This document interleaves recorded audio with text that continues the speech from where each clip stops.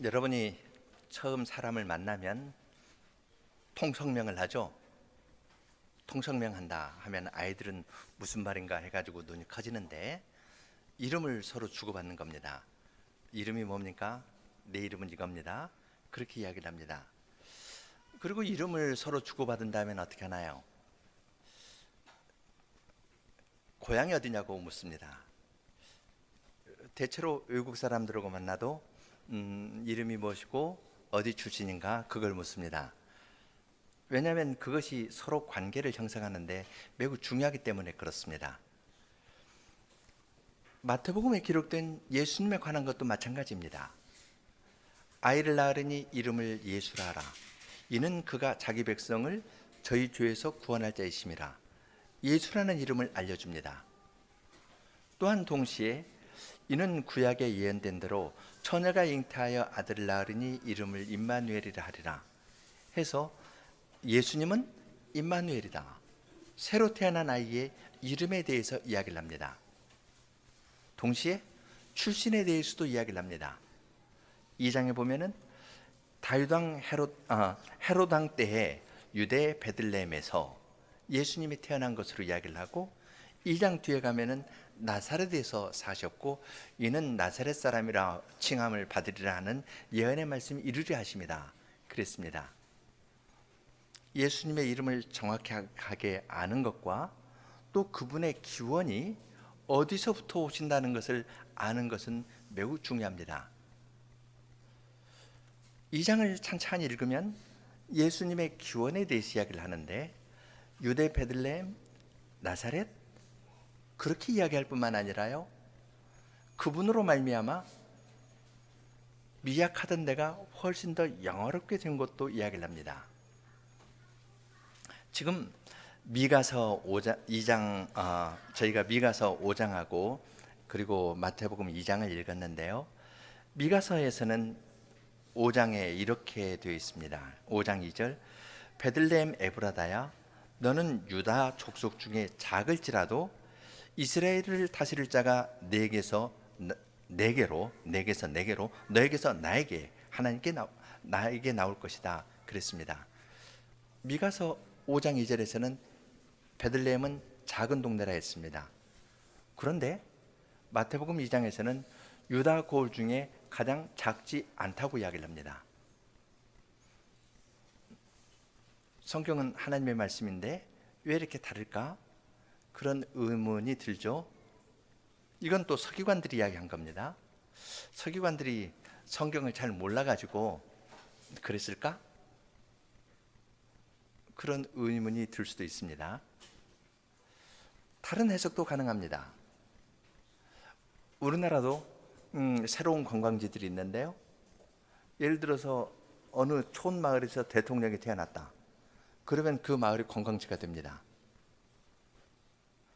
작은 마을인데 어떤 분으로 말미암아 크게 되면 이건 작은 동네였는데 작지 않다고 의미를 붙여서 이야기할 수도 있습니다. 왜 미가서 5장하고 마태복음 2장의 표현이 다른지 조금 주의해서 살펴볼 필요가 있습니다. 그런데 여기서도 중요한 것은, 예수님의 출신과 관련해서 더 중요한 것은, 그분은 그의 근본은 태초에 그의 근본은 상구엔이라, 그분은 옛날부터 계신 분이시다, 영원한 분이시라는 사실을 이야기를 합니다. 이것이 마태복음 2장에서도 그대로 인용됩니다. 예수님은 임마누엘이시고 유대 땅 베들레헴 구유에 누이신 분이실 뿐만 아니라 그의 근본은 영원하신 분이십니다. 하늘에서부터 오셨습니다. 이것을 함께 아는 것이 예수님에 대해서 바르게 아는 것이 됩니다. 그렇지 않고 말구유에 있는 아기 예수만 놓고 생각하면은 이건 내가 좀 돌봐줘야 될 어떤 대상이거든요. 그러나 그분은 동방의 박사들을 불러서 경배를 받으시는 임마누엘이시고 하나님이셨습니다. 하늘에서 오신 분이십니다. 하늘에서 오신 분은 우리들을 하늘로 데려가려고 하늘에서 오신 것입니다. 그분의 이름과 그분의 기원에 대해서 잘 알 필요가 있는데요. 그것은 성경을 해석하기 위해서 잘 아는 것이 아니라 그분에게 바르게 경배를 하기 위해서 그분의 이름과 그분의 출신 또 거기에서 오셔서 이루시는 일을 잘 살펴볼 필요가 있습니다. 그러려면 이제 본문의 말씀을 좀 더 찬찬히 살펴봐야겠습니다. 미가서 5장 1절부터 6절에 초점을 맞추어 가지고 하나님의 말씀을 생각해 보려고 합니다. 미가서 5장 1절은 고난에 관한 이야기입니다. 4장에서도 고난에 관한 이야기가 있는데요. 미가서 4장에서도 5장에서도 똑같은 이야기가 나옵니다. 5장 1절 사해간 것을 읽겠습니다. 군대에 따라 너는 이제 너희 군대들을 모으라. 우리가 포위되었다. 그들이 막대기로 이스라엘 재판관의 뺨을 칠 것이다. 군대에 따라 하면은 이제 시온에 따라 하는 것처럼 이스라엘 군대를 가리키는 것으로 보는 것이 좋을 겁니다. 이스라엘 군대를 모으라는 겁니다. 왜냐하면 우리가 포위되었습니다. 그런데 이건 포위되었기 때문에 군대를 소집하지만 전망이 밝지 않습니다. 그들이 막대기로 우리의 이스라엘의 재판관의 뺨을 칩니다. 이건 성이 함락되었고요. 성문에 앉은 재판관이 포로가 되었다는 말입니다. 재판관이 재판을 하는 것이 아니라 재판을 당해가지고 뺨을 치게 맞는 아주 부끄럽게 될 것을 이야기를 합니다. 미가 예언자는 이사야 시대와 같은 시대에 활동한 선지자입니다. 그러니까 700년 무렵입니다. 700년 무렵이니까 이때의 왕은 히스기야 때고요. 그래서 그 아수르가 공격을 해오고 있던 그런 때입니다. 그래서 지금 여기 아수르 이야기가 나오죠. 아수르가 공격하는데 여기에서 그 6절에 보면은 아수르 사람이 공격할 때 7 목자와 8 군왕이 그를 일으켜서 아수르를 다시 칠 것이다. 공격해 오는데 칠 것이다는 이야기입니다. 1절은 정복당한다는 이야기이고요. 뒤에는 아수르가 공격해 와도 그들을 우리가 칠 것이다. 그렇게 이야기를 합니다. 그렇게 되는 이유는 이제 2절 때문인데요. 2절을 읽겠습니다. 2절 그러나 너 베들레헴 에브라다야 너는 유다 지파에서 작을지라도 나를 위하여 이스라엘을 다스릴 자가 너에게서 나올 것이다. 그의 근원은 먼 옛날 영원한 날로 거슬러 올라간다. 베들레헴 에브라다야 하면서 그 베들레헴을 지목합니다. 베들레헴은 베들레헴 하면은 빵집이라는 말입니다. 그래서 빵을 잘 만드는 그러한 곳에는 베들레헴이라는 곳이 이스라엘에 여러 군데 있습니다. 빵집 하면은 그 평야 지역이고 농사를 잘 지으면 빵을 만드는 데들이 곳곳에 있겠죠. 거기에서 나온 빵이 좋으면 이제 빵집이 되는 겁니다. 베들레헴이 다른 지역에도 있으니까요. 여기는 에브라다에 있는 베들레헴, 유다 베들레헴 이렇게 이야기를 합니다. 너는 유다 지파에서 작을지라도 나를 위하여 이스라엘을 다스릴 자가 너에게서부터 나올 것이라고 이야기를 합니다. 베들레헴은 작은 곳입니다. 베들레헴은 양치는 곳으로 유명한데요. 이제 이스라엘 역사에서는 예루살렘의 성전에 가서 제사를 드릴 때 북쪽에 있는 사람이 남쪽까지 내려와 가지고 자기 양을 자기가 잘 키운 양을 하나님께 드리고 싶은데 한 달쯤 여행하면 양이 어떻게 될까요? 집에서 할 때는 통통했는데 한 달쯤 여행하면 쪼그라들 거예요. 그러니까 사람들이 이제 위에서 자기 양은 팔고 내려와 가지고 베들레헴에서 양을 사서 예루살렘까지 갔습니다. 베들레헴에서 예루살렘은 8km 혹은 10km 되니까요. 양 천천히 몰고 갈 만합니다. 그래서 예루살렘이 중요하고요. 베들레헴은 그냥 옆에 있는 작은 동네입니다. 뭐 대전 이렇게 있으면은 옆에 신탄진이나 계룡 작은 도시로 있는 것처럼 그런 작은 도시, 작은 마을에 불과합니다. 작을지라도 너에게서 한 다스리는 자가 나를 위해서 나올 것이다 하고 이야기를 합니다. 보통 왕이라고 하면은 금수저 출신이어야 되지 않을까요? 흙수저 가지고는 안 되고 금수저여야 된다고 생각할 겁니다. 왕의 혈통이 있는 그런 사람이어야 될 텐데 작은 촌마을에서 왕이 나왔습니다. 2절 말씀은 한편으로는 이스라엘 역사에 근거하면서 그걸 넘어서는 걸 가리킵니다. 이스라엘 역사에 근거하는 것은 다윗입니다. 다윗을 생각해 보십시오. 다윗은 베들레헴 작은 초원에서 양치는 사람이었습니다.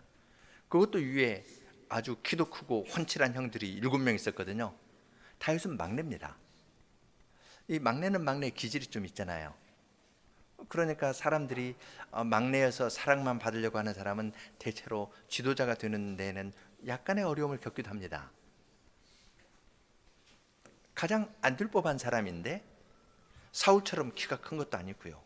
키도 작고 촌사람입니다. 그 촌사람인데 거기서도 막내였거든요. 그러한 다윗을 하나님께서 이스라엘의 목자로 세우셨습니다. 하나님께서는 다윗을 세울 때 사무엘에게 이렇게 말씀하셨죠. 용모나 신장을 보지 말라. 그렇게 말씀하시면서 다윗을 왕으로 세웠습니다. 하나님께서는 이처럼 옛날부터 세상의 눈과 다른 방식으로 지도자를 택하십니다. 고린도전서에 있는 것처럼 약하고 미련한 것을 택해서 강하고 지혜로운 것들을 부끄럽게 하는 것이 하나님의 방식이었습니다. 이러한 역사에 근거한 말인데 그 다음을 보면은 좀 넘어섭니다.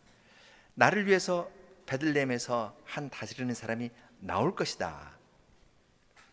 이스라엘 역사에 근거하면서 나올 것이다 하면서 역사의 근거에서 다른 걸 가리킵니다.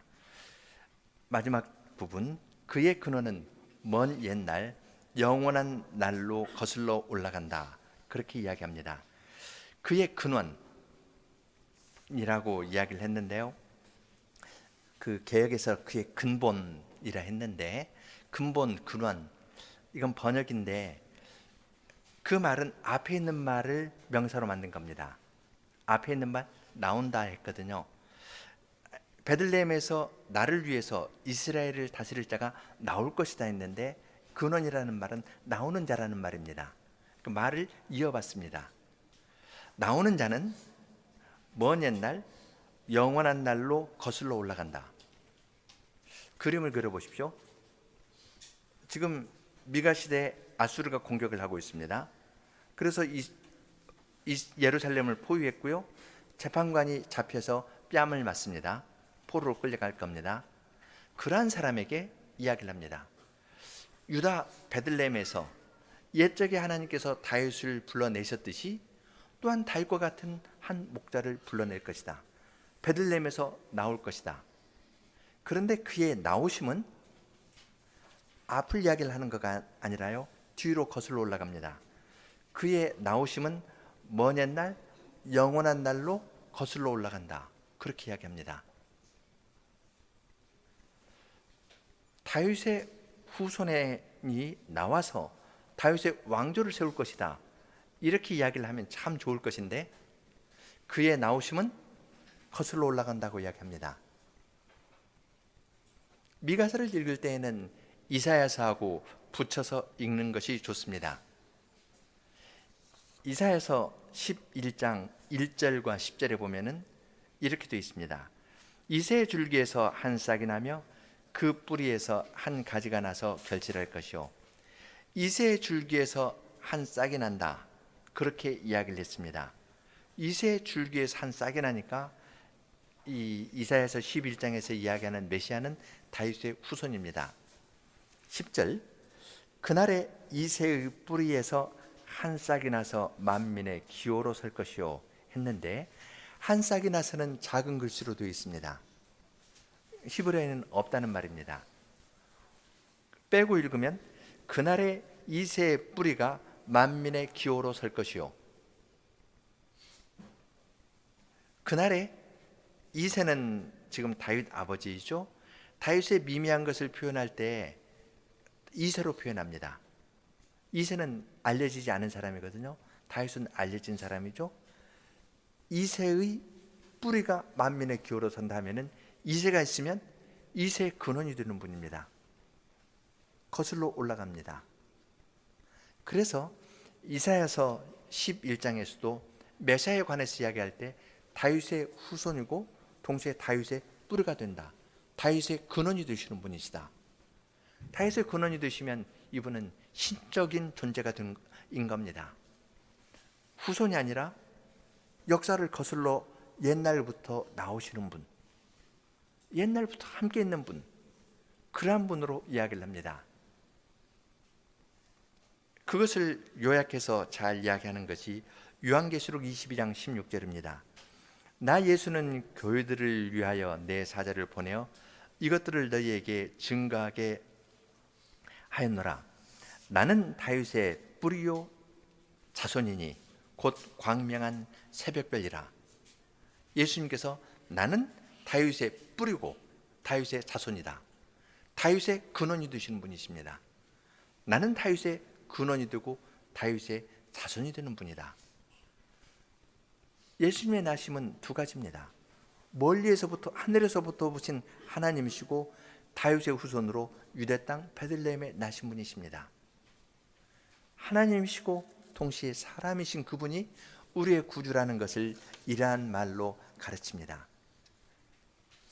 메시아가 올 것인데 그분은 우리에게 나오시는 분이시다.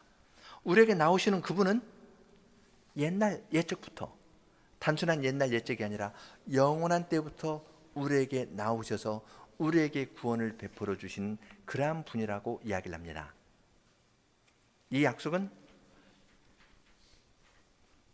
이스라엘이 어려움을 겪을 때 주어진 약속입니다.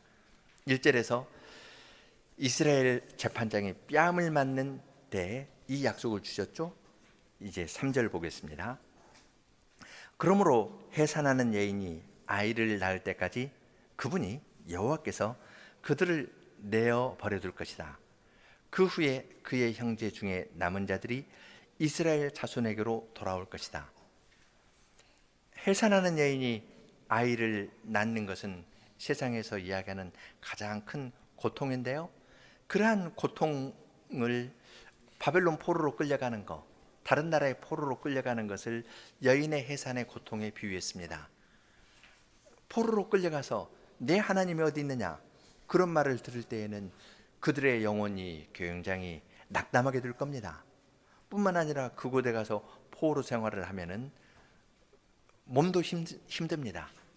또 자녀들은 그 문화에 적응하려고 하니까 거기에 적응하지 못하도록 자녀하고 씨름하려면 부모 자식 관계에도 어려움이 있습니다. 포로로 끌려가면은 영적으로나 정신적으로나 사회적으로 아주 큰 어려움 가운데 들어갑니다. 그 고통을 잉태하는 한 여인이 해산하는 아이를 낳는 고통과 같은 것으로 비교를 합니다. 아이를 낳을 때까지 어떤 고통이 있을 때까지 버려둘 것이다. 그런데 그 후에 그 형제 중 남은 자들이 이스라엘 자손에게로 돌아올 것이다. 고난이 있지만 재판관이 뺨을 맞았지만 그러나 그 고통으로 끝나는 것이 아니라 다윗의 뿌리가 되시고 다윗의 자손이 되신 분으로 말미암아 그들이 포로에서 돌아오게 될 것이라고 약속해 주십니다. 돌아왔을 때의 모습을 4절에서 6절로 아주 목가적으로 잘 그려내고 있습니다. 4절, 그가 여호와의 능력으로 곧 자기 하나님 여호와의 존귀한 이름으로 일어서서 목양할 것이다. 목동으로서 양을 친다는 거죠. 그러면 그들이 안연히 거하리니 이제 그가 위대하게 되어 땅 끝까지 이를 것이기 때문이다. 다윗의 뿌리이시고 다윗의 후손이 되신 그분이 여호와의 존귀한 이름으로 양을 칠 겁니다. 마치 다윗이 이스라엘의 목자로서 이스라엘을 보호했듯이 이 왕이 그럴 거라는 겁니다. 다윗이 목동으로 일을 할 때 사자나 곰이 양을 치려고 하면은 자기가 그거 사자나 곰을 쳐서 양을 그들에게서 구해냈다, 그렇게 이야기를 했는데요. 그런 것처럼 다윗은 이스라엘 백성을 블레셋으로부터 구원해냈습니다. 요단 동편의 모압 암몬으로부터 이스라엘을 구원해냈습니다. 그렇게 다윗이 이스라엘 백성들을 보호하니까 다윗 시대에 평안이 있었습니다. 그 평안을 누리게 된 것은 솔로몬이고, 솔로몬이 그 평안한 시기에 성전을 짓지 않았습니까? 그런 것처럼 다윗의 후손이고 뿌리가 되시는 그분이 와서 여호와의 이름으로 양을 칠 때, 이스라엘 백성을 칠 때 이스라엘 백성이 안연하게 거할 것이라고 이야기를 합니다. 그때 이스라엘 백성들은 여호와는 나의 목자시니 내게 부족함이 없으리라. 그가 나를 푸른 초장에 누이시며 쉴만한 물가로 인도하시는도다. 그런 시편의 찬송을 부르면서 평안히 거할 것이라고 이야기합니다. 그 평안은 이스라엘에 국한되는 것이 아니라 그가 위대하게 되어서 땅 끝까지 이르게 된다고 이야기합니다.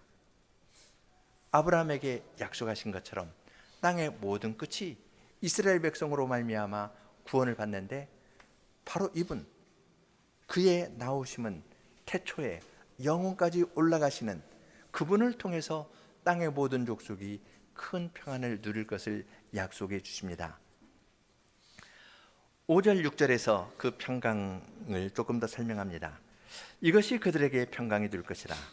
아수르가 우리 땅에 쳐들어와서 우리 성읍들을 밟으면 우리는 그에 대항하여 7 목자와 8 제후를 세울 것이다. 그들이 아수르 땅을 칼로 다스리고 니무롯의 땅도 그 성문에서 다스릴 것이다. 아수르가 우리 땅에 쳐들어오거나 우리 국경을 밟으면 그가 우리를 거기서 건질 것이다. 미가가 활동하던 시대, 이건 히스기야 시대인데요. 그때는 아수르 사람들이 공격하기도 하고, 히스기야 전에 그 아하스가 또 아하스가 다스릴 때에는 그 아수르가 오니까 이스라엘 백성들의 마음이 삼림에 그 나무가 흔들린 것 같았다 했습니다. 아수르를 굉장히 무서워해 가지고 성전과 궁궐에 있는 보물을 갖다 바치기도 했었습니다. 그런데 여기서 역전이 생깁니다. 그들이 아수르가 딱 쳐들어오는데요, 그들이 우리 성읍을 밟으면은 우리 가운데에서 7 목자와 8 제후가 나옵니다. 이 목자는 이스라엘에서는 왕이나 지도자를 가리키는 말도 됩니다. 다윗이 여호와께서 우리의 목자이시다 하면은 여호와께서 우리의 왕이시라는 말입니다. 우리도 목백이라고 하죠. 지방 관리들을 목백한다 할 때 이 양을 치듯이 친다는 말인데요, 목자라는 말은 왕, 지도자라는 말 같습니다. 아수르가 왔는데요, 백성 가운데에서 7 목자가 있고 8 제후가 나옵니다. 그 다음엔 어떻게 될까요? 7, 8, 그 다음엔 9, 10, 11 계속 더 많아지는 겁니다. 공격해 오면 우리의 군대 수가 줄어드는 것이 아니라 공격해 왔는데 7 목자와 8 제후가 일어나 가지고 그들을 몰아냅니다. 몰아내는 정도가 아니라요, 더 올라가 가지고 아수르 지역까지 정복합니다. 아수르는 좀 북쪽에 있고요, 아수르 남쪽에 바벨론이 있습니다. 그 바벨론까지 내려가서 정복합니다. 그 바벨론을 지금 여기에서는 니무롯 땅이라고 표현했습니다. 여러분은 니무롯이 성경 어디에 나오는지 아시죠? 창세기 10장에 나옵니다. 니무롯이 바벨의 그 지역을 점령하고 그 다음에 아수르 지역까지 점령해서 큰 제국을 세웠다고 이야기를 합니다. 그러니까 미가 예언자는 말하자면 공간적으로, 시간적으로 이걸 묘사합니다. 공간적으로 아수르가 공격에 왔는데요, 7 목자 8 제후가 일어나서 단지 방어만 하는 것이 아니라 본거지가 되는 아수르까지, 그리고 그 밑에 있는 바벨론까지 다 점령해 버렸습니다. 땅 끝까지 정복해서 평강을 누리게 됩니다. 공간적으로는 그렇고요, 시간적으로는 아수르 이야기하고 바벨론 이야기해도 되는데 창세기 10장에 있는 니무롯 이야기를 합니다. 왜 그럴까요? 이 구원자 이름과 기원을 출신을 하는 것이 중요합니다. 나오시는 그분은, 그의 나오심은 태초에 영혼까지 거슬러 올라갑니다.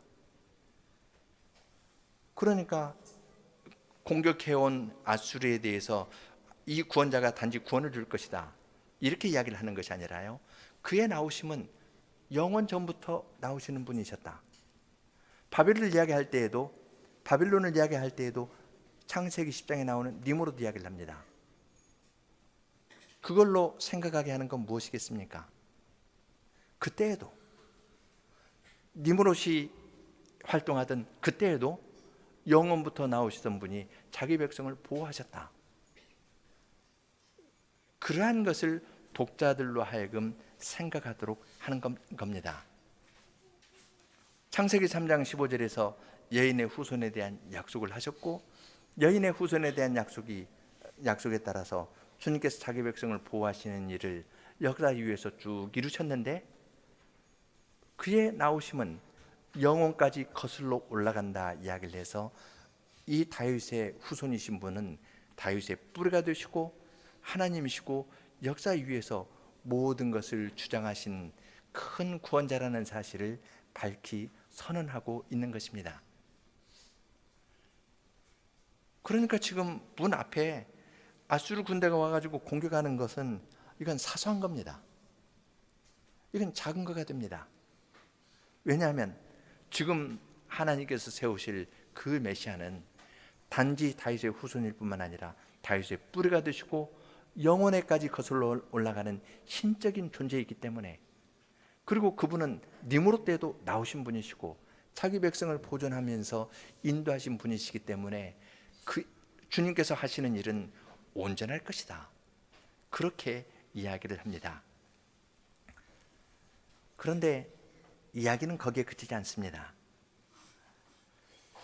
그가 우리를 구원한다고 이야기하면서 그들이 아수르 땅을 칼로 다스리고 니므롯 땅도 그 성문을 다스릴 것이다, 그렇게 이야기합니다. 그분이 우리를 건지시는 것은 우리를 건지실 뿐만 아니라 우리를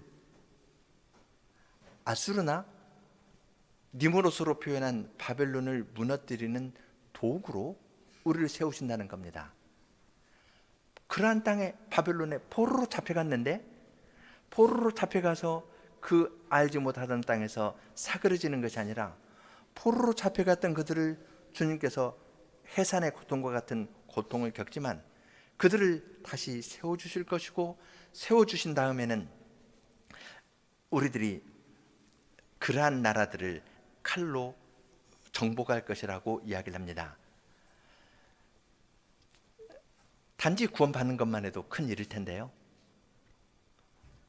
주님께서 땅끝까지 모든 것을 다스릴 때 자기 백성 7목자 8제후 9, 10, 11 해가지고 모든 백성을 존귀한 자로 세워서 하나님의 전쟁에 참여케 해주실 것을 약속해 주십니다. 이건 참 놀라운 일 아닙니까? 믿기 어렵습니다. 그러나 이것은, 미가서의 이 말씀은 이사야서 41장에서도 비슷한 걸 찾아볼 수 있습니다. 이사야서 41장 14절로 16절을 보겠습니다.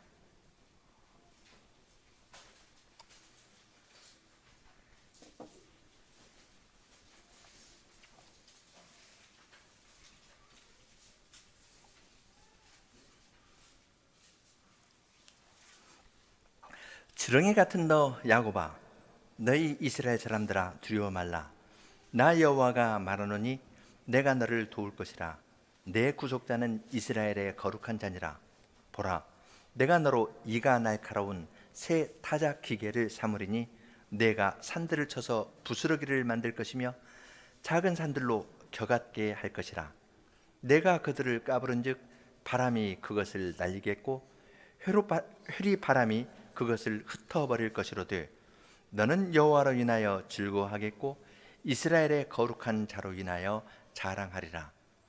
지금 여기 너 지렁이 같은 너 야곱아 했는데요, 이 말은 시편 22편에서 나는 벌레요 사람 아니라 사람들의 조롱거리라. 그 말과 나는 벌레라는 말과 똑같은 단어입니다. 시편 22편에서는 바산의 힘센 황소들이 있는데요, 바산의 힘센 황소가 벌레에 밟으면 어떻게 될까요? 흔적도 없이 사라지는 겁니다. 나는 벌레요 사람 아니라, 밟으면 흔적도 없이 사라집니다. 포로로 끌려간 이스라엘 형편이 딱 이 말에 맞습니다. 나는 벌레요 사람 아니라, 사람들의 조롱거리였고 그들이 밟으면 그걸로 끝납니다. 지렁이 같다는 말이 그겁니다. 포로로 끌려간 이스라엘 사람입니다. 그런데 하나님께서는 그 벌레와 같은 이스라엘의 너의 구속자는 이스라엘의 거룩한 자니라. 고엘이신 그분은 이스라엘의 거룩하신 분이시고 그분이 이스라엘을 거룩하게 만듭니다. 그래서 이스라엘을 이가 날카로운 타작기계입니다. 타작기계가 이가 날카로워야 타작을 잘하지 않습니까? 근데 여기서 타작하는 건 산입니다. 내가 산들을 쳐서 부서뜨리고 작은 산들은 교같이 할 것이다. 타작기계가 쭉 가가지고 있는데요, 산을 타작합니다. 곡식을 타작하는 것이 아니라요, 산을 타작합니다. 여기서 이야기하는 산은 무엇일까요? 아수르나 바벨론이나 애국과 같은 큰 세상 제국입니다. 너희가 그러한 나라의 포로로 끌려가서 벌레처럼 취급을 받았지만 내가 너를 이가 날카로운 새로운 타작기계를 만들어서 그러한 나라들을 전부 가루로 만드는데 사용하겠다고 이야기를 해 주십니다. 여러분이 미가 시대에 예루살렘 성에 사신다고 생각해 보십시오. 그런데 아수르 군대가 몰려왔습니다. 그래가지고 포위해서 공격하려고 합니다. 그러니까 예루살렘 안에 사는 사람들을 다 이 군대로 징집합니다.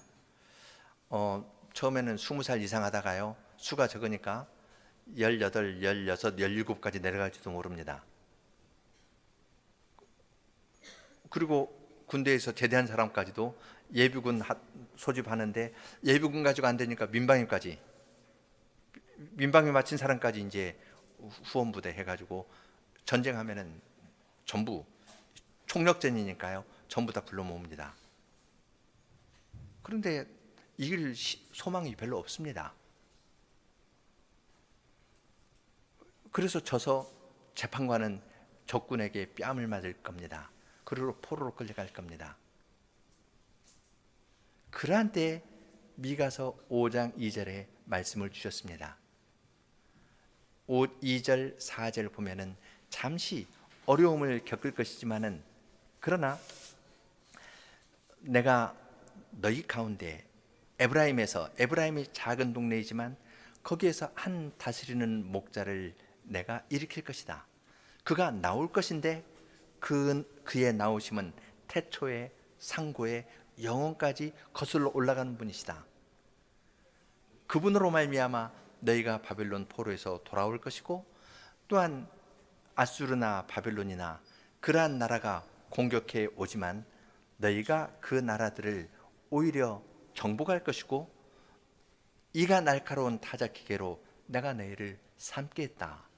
그렇게 약속해 주셨습니다.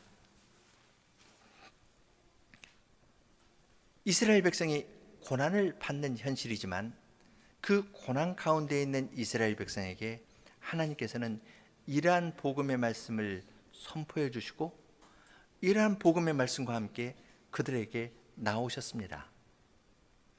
그들의 고난에 대해서 모른 채 하시는 것이 아니라 그분은 자기 백성의 고난을 아시고 그 해산하는 고통과 같은 고난을 아시면서 내가 너희에게 나오고 내가 너희를 구원해 주겠다고 약속해 주셨습니다. 바빌론 포로로 끌려간 사람들이 이 말을 믿었을까요? 아니면 안 믿었을까요? 포로로 끌려가기 전에 바벨론이나 혹은 아수르가 공격해서 예루살렘 성에 갇혀 있을 때 예루살렘 성에 같이 있으면 이제 배급이 제한됩니다. 먹는 것도요 마음대로 못 먹고요. 떡을 한 덩어리씩 하는데 처음에는 좀 컸다가 나중에는 뭐 100g씩 이렇게 줄어들 겁니다. 먹는 것도 이제 좀 줄어들고요. 점점 더 배가 고파집니다. 그러한 가운데 있을 때 미가서의 이 예언의 말씀이 복음이 되었겠습니까?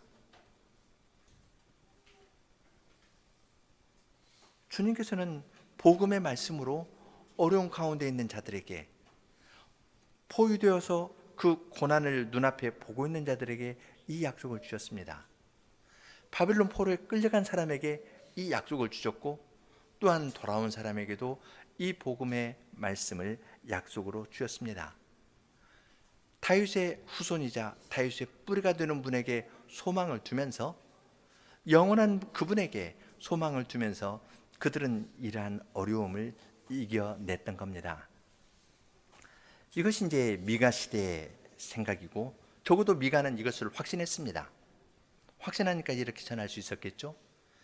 이제 조금 내려와서 이 말이 예언된 마태복음 2장의 맥락에서 생각해 보겠습니다. 서기관들이 말을 바꿨습니다. 서기관들이 말을 바꾼 것을 어떻게 이해해야 될까요? 그들이 성경을 몰랐기 때문에 그 작다는 말을 작지 않다라고 말이 이렇게 살짝 잘못 나가가지고 말했다고 볼 수 있을까요?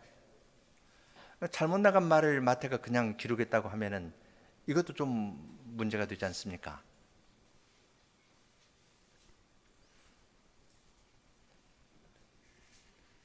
미가서 5장 2절은 5장 4절하고 붙여서 보면은요, 지금 그가 여호와의 능력과 그 하나님 여호와의 이름의 위엄을 의지하고 서서 그 양떼에게 먹여서 그들로 안연하게 거하게 할 것이다. 이제 그가 창대하여 땅 끝까지 미칠 것이다. 이렇게 예언이 함께 됩니다. 베들레헴은 작은 동네입니다. 그런데 거기에서 나온 왕으로 말미암아 평강이 땅 끝까지 미칩니다. 그럼 베들레헴은 계속 작은 도시라고 할 수 있을까요? 작은 도시가 더 이상 아닙니다. 인용할 때 2절뿐만 아니라 5장 2절 작다는 것만 아니라 4절 창대하게 된다는 9절까지 한꺼번에 붙여가지고 인용한 걸로 보면은 이들은 성경을 바르게 해석한 겁니다. 성경을 바르게 해석했다는 것보다 조금 그 상황을 한번 생각해 보십시오. 여러분이 독재자가 다스리는 그러한 왕궁에 끌려간다고 생각해 보십시오. 거기에 자문위원이 됐습니다. 말을 길게 하시겠습니까? 짧게 하시겠습니까?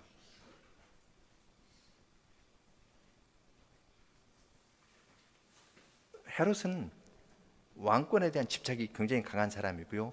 지금 상황이 비정상적입니다. 유대인의 왕으로 나시니가 어디 계시뇨 하면서 지금 동방의 박사들이 왔을 때 이것 때문에 자문단을 불렀습니다. 종교 지도자들하고 헤롯은 사이가 좋기도 하고 안 좋습니다. 기본적으로는 안 좋습니다. 그는 자기 아내도 죽이고 자기 자식도 둘이나 죽였거든요. 거기에 말 하나 잘못하면은 그냥 날아가는 겁니다. 거기에서 미가서 5장을 길게 읽고 2절에서는 이랬고 4절에서는 이랬는데 따라서 이것을 생각하면은 작다는 말은 작지 않다라는 말로 해석할 수 있습니다 하면서 논문 발표하듯이 이야기할 수 있을까요? 아닙니다. 그때는 신속 정확하게 빨리 이야기를 하고 될 수 있는 대로 얽히지 않고 거기서 나오는 것이 생명을 유지할 수 있는 길입니다. 그러니까 그 점에서는 이 대제사장이나 서기관들은 성경을 잘 알 뿐만 아니라요, 현실적인 감각이 매우 뛰어난 사람들이었습니다. 성경 잘못 인용하면 자기들끼리 문제가 될 겁니다. 이건 잘못 인용한 거 아닙니다. 줄여서 인용한 겁니다. 줄여서 인용했는데 맞는 인용에 맞는 해석입니다. 헤롯에게는 길게 이야기할 필요 없습니다. 짧게. 유대 베들레헴입니다. 그건 작지 않은 동네인데요, 저 조심해야 되겠습니다 하고 살짝 빠져나오면 됩니다. 아주 그들이 베들레헴에 가지 않은 것도 얽히지 않으려는 것과 좀 관계가 있을지 모르겠습니다. 그런 걸 보면은 서기관과 대제사장은 매우 유식한 사람들이었고요, 정치적인 감각도 있는 사람들이었습니다. 그러나 제일 중요한 것이 빠졌습니다. 제일 중요한 것, 자기들이 그렇게 열심히 공부하고 믿고 가르쳤던 메시아에 관한 이야기가 있으면 그걸 알아봐야 되지 않겠습니까? 또 가서 경배하려고 동방박사처럼 가야 되지 않겠습니까? 그들은 알고 유식했지만 그들은 무지했습니다. 하나님을 사랑하는 것이 그들 안에 없었던 겁니다. 그들이 예수님을 믿지 않은 이 불신앙은 경배하지 예수님에 대해서 무관심한 걸로 표현됐지만, 이 불신앙은 그냥 있는 것이 아닙니다. 더 자라나는 겁니다. 예수님께서는 이 땅에 계실 때 바리새인이 초청하면 그 초청에 응해서 그들 집에 가서 식사도 하시고 가르치려 하셨습니다. 암탉이 병아리를 모음같이 그들을 모으려고 여러 번 시도를 했습니다. 그러나 그들은 끝까지 거부하고 나중에는 헤롯과 빌라도와 한패가 되어가지고 예수님을 죽이는 데 나아갔던 겁니다. 예수님께서 이렇게 나오셨지만 나오시는 곳과 나오시는 것의 의미를 잘 아는 것이 서기관과 대제사장들이었지만은 그들은 몰랐습니다. 예수님의 이름, 예수님의 출신에 대해서 베들레헴뿐만 아니라 그분은 영원하신 분이시다. 그분으로 말미암아 베들레헴은 작지 않은 성이다. 그것을 정확하게 이야기할 수 있었지만 그들은 그 예수님을 믿질 않았습니다. 그분에게 나오지 않고 동방박사처럼 경배하지 않았습니다. 그럴 때에는 그들의 지식이라는 것이 주님의 교회를 위해서 쓰임을 받지 않고 오히려 더 어두운 데로 쓰이게 된 것, 사탄의 도구로 쓰이게 된 것을 우리는 주님의 말씀에서 배웁니다. 미가가 선포한 우리 주님은 다윗의 후손일 뿐만 아니라 영원부터 나오시는 분이십니다. 영원부터 나오시는 그분은 니므롯 시대에도 나왔던 분이고 아브라함 때도 나왔던 분이고 더 거슬러 올라가면은 에덴에서도 여인의 후손으로 약속되신 그분이십니다. 그분은 하나님이신 분이 이 땅에 오셨는데 그분이 나오시는 일은 과거의 이야기로 그치는 것이 아닙니다. 그분은 말씀과 함께 주님의 백성에게 영원부터 영원까지 그 사이에 있는 모든 시기의 백성들에게 이 말씀과 함께 주님께 나옵니다. 어려운 가운데 있는 백성들에게 주님께서 나옵니다. 나는 벌레요 사람이 아니라 사람들의 조롱거리다고 이야기하는 백성들에게 주님께서 나옵니다.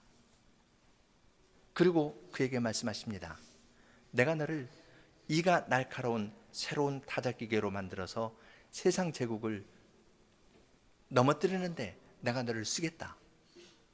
이러한 말씀으로 확신을 주시면서 주님의 백성에게 나오십니다. 그건 우리에게도 마찬가지입니다. 우리가 어렵고 존재가 벌레처럼 없어질 것 같고 사람들의 조롱을 받고 있지만 내가 이룬 것에 근거를 두는 것이 아니라 영원하신 그분에게 근거를 두면은 주님께서는 내가 너를 나의 영원한 나라에 참여케 할 것이고 이 역사 위에서 나의 나라를 세워나가는데 내가 너를 사용하겠다. 그렇게 정다히 말씀하시면서 주님께서는 이 말씀과 함께 우리에게 나오시는 겁니다. 물론 예수님께서 나오셨을 때 모든 사람이 그 말을 들은 것 아닙니다. 예수님 이스라엘의 미가서의 5장 2절의 말씀은 5장 1절 재판관이 뺨을 맞는 그 맥락에서 주셨거든요. 예수님께서 이 땅에 오셨을 땐 그분은 뺨 맞고 침뱉음을 당하셨습니다. 백성들이 그렇게 거부했습니다. 거부하는 가운데에서 주님께서 이 말씀을 친히 이루신 겁니다. 우리는 다 양 같아서 그릇 행하여 각기 제 길로 갔지만 그러한 우리를 대신해서 주님께서는 털 깎는 자 앞에 잠잠한 어린 양처럼 하나님의 뜻을 끝까지 순종하면서 나아가셨습니다. 우리의 불순종 가운데에서 주님께서 나오신 겁니다. 우리가 모범생이고 하나님의 말씀을 잘 깨닫고 순종을 잘하기 때문에 오신 것이 아니라 불순종하는 배경에서 이 말씀을 주셨고 주님께서는 불순종하는 자들에게 이 말씀을 주시면서 우리에게 나오십니다. 그리고 이 말씀으로 우리를 새롭게 바꾸어 나가려고 하시는 겁니다. 중요한 건 예수님이 누구신가? 예수님이 어디에서 오셨는가? 이걸 바르게 하는 겁니다. 예수님은 자기 백성을 저희 죄에서 구원하실 분이십니다. 내가 죄인이라는 것을 고백하는 사람이 예수님을 예수님으로 모실 수가 있습니다. 바리새인들이 왜 경배하지 않았습니까? 그는 자기들의 죄를 인정하지 않기 때문입니다. 예수님이시고 임마누엘로 오신 그분은 하늘에서 오셨고 이 땅에서 가장 낮게 되셨습니다. 낮게 있는 우리들을 하늘로 데려가시려고 주님께서 오신 것입니다. 주님께서는 역사 위에서 계속 나오시면서 이 길로 가자고 초청하시는데요. 아까 요한계시록 22장 16절 읽었는데 16절부터 밑에 있는 몇 절 더 읽겠습니다. 나 예수는 교회들을 위하여 내 사자를 보내어 이것들을 너희에게 증거하게 했노라. 나는 다윗의 뿌리요 자손이니 곧 광명한 새벽별이라 하시더라. 성신과 신부가 말하기를 오라 하시는도다. 듣는 자도 오라 할 것이요 목마른 자도 올 것이요 원하는 자는 값없이 생명수를 받으라 하시더라. 이것들을 증거하신 이가 가라사대 내가 진실로 속히 오리라 하시거늘 아멘. 주 예수여 오시옵소서. 주 예수의 은혜가 모든 자에게 있을지어다. 다윗의 후손이시면서 동시에 다윗의 뿌리가 되시는 분은 교회 사역자들을 통해 계속 증언합니다. 세상을 향해서 오라 이야기를 합니다. 누구냐면요, 듣는 자도 오고 목마른 자도 오고 원하는 자도 값없이 생명수를 받으라 하고 주님께서는 초청하십니다. 주님께서 오라 하면은 교회의 응답은 하나입니다. 아멘. 주 예수여 어서 오시옵소서. 주님께서 오라 하면서 초청하시니까 우리는 주님께 아멘. 주 예수여 어서 오시옵소서. 그러한 화답을 하면서 주님께 나아갑니다. 성탄 때 주님께서 오셨습니다. 영원하신 분이 오셨습니다. 하늘에서 오셨습니다. 우리를 하늘로 데려가시려고 오셨습니다. 영원부터 우리에게 나오시는 그분을 우리는 믿고 아멘. 주 예수여 어서 오시옵소서. 그렇게 찬송하는 것입니다. 함께 곧 오소서 임마누엘 부르겠습니다.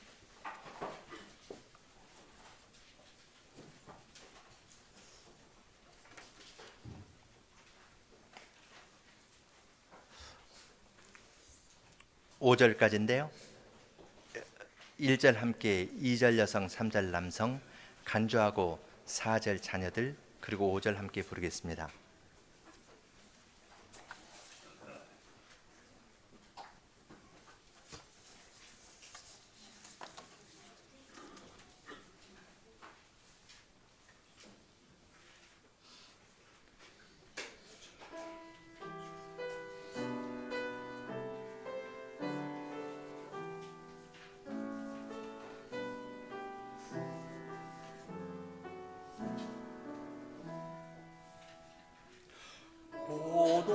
오소서 임마누엘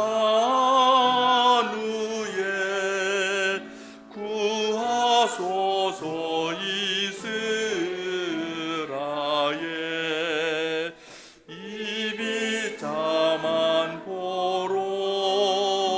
생화 메시아 기다립니다.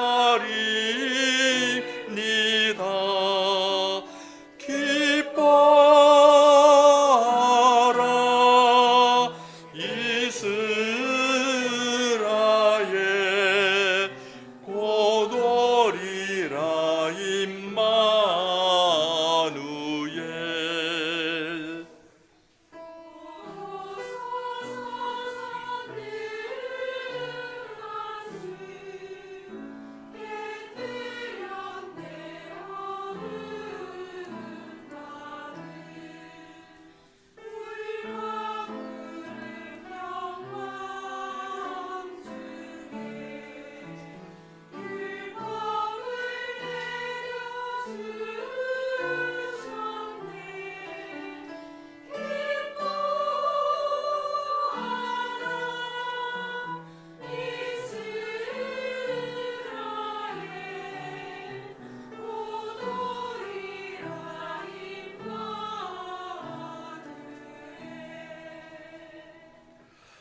곧 오소서 이 새뿌리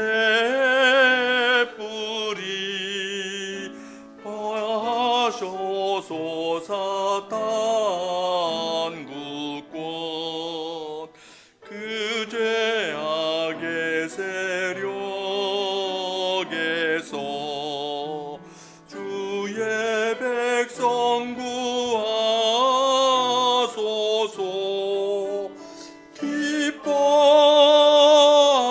기뻐하라 이스라엘 곧 오리라 임마누엘.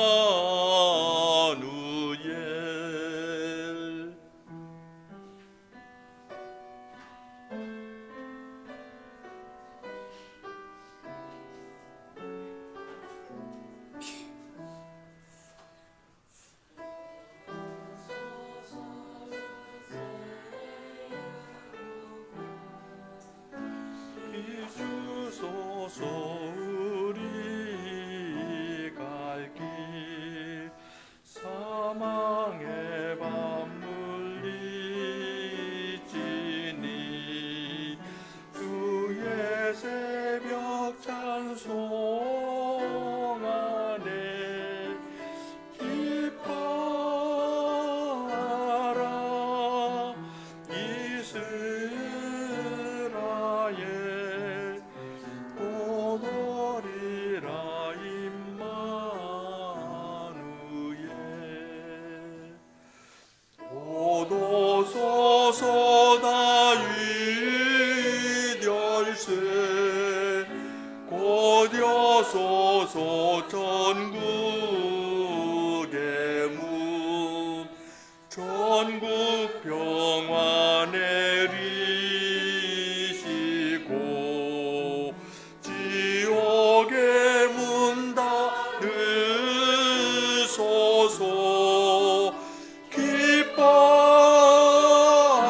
기뻐하라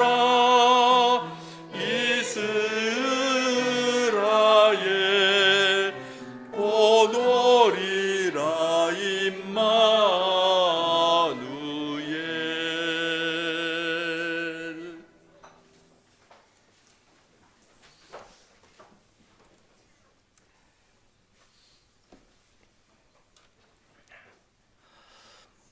영원하신 우리의 구주가 되시는 하나님, 주님께서 역사 위에서 행하시는 일들을 볼 때에 참으로 사람의 생각을 넘고 저희로서는 도무지 생각할 수 없는 크신 일을 주님께서 이 역사 위에서 이루어 나가십니다.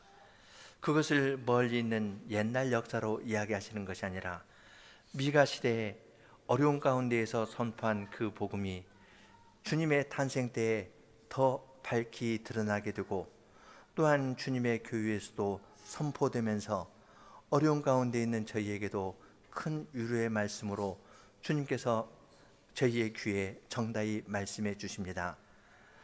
저희들은 소경이어서 눈앞에 있는 것도 제대로 볼 수 없고 멀리에 있는 것은 더더욱 볼 수가 없지만 그러한 저희를 구원하시려고 사랑하시는 아드님께서 하늘에서 이 땅에 빛으로 오셨고 어두운 저희의 눈을 밝혀서 우리의 구주 되신 주님께서는 영원하신 하나님이시고 동시에 우리를 구원하시려고 가장 낮은 데에 태어나신 분이시라는 것을 알려주시고 옛적에도 말씀과 성신으로 주의 백성에게 나오신 것처럼 지금도 말씀과 성신으로 주님의 백성에게 나오셔서 저희들을 사망의 권세에서부터 건져내어 주님의 나라로, 사랑의 아드님의 나라로 옮겨주시고 계속해서 그 나라 안에서 평안을 누리면서 살 수 있는 자로 세워주신다는 것을 저희들로 하여금 깨닫게 해주셔서 감사합니다. 주님께서는 저희를 구원하실 뿐만 아니라 또한 주의 백성인 저희들을 주님의 나라의 일꾼으로 삼아서 이 세상에 대해 주님께서 행하신 일을 증언할 증인들로 삼아주시겠다 약속하여 주셨사오니 이가 날카로운 새 타작기계로 만들어서 세상을 심판할 자로 만들어 주시겠다 약속하셨사오니 주의 백성들이 이러한 말씀에서 확신을 얻고 세상을 두려워하지 아니하고 믿음에 굳게 서서 주님을 믿고 나아가는 사람들이 다 될 수 있도록 저희 모두를 주장하여 주시고 인도해 주시옵소서. 예수님 이름으로 기도합니다.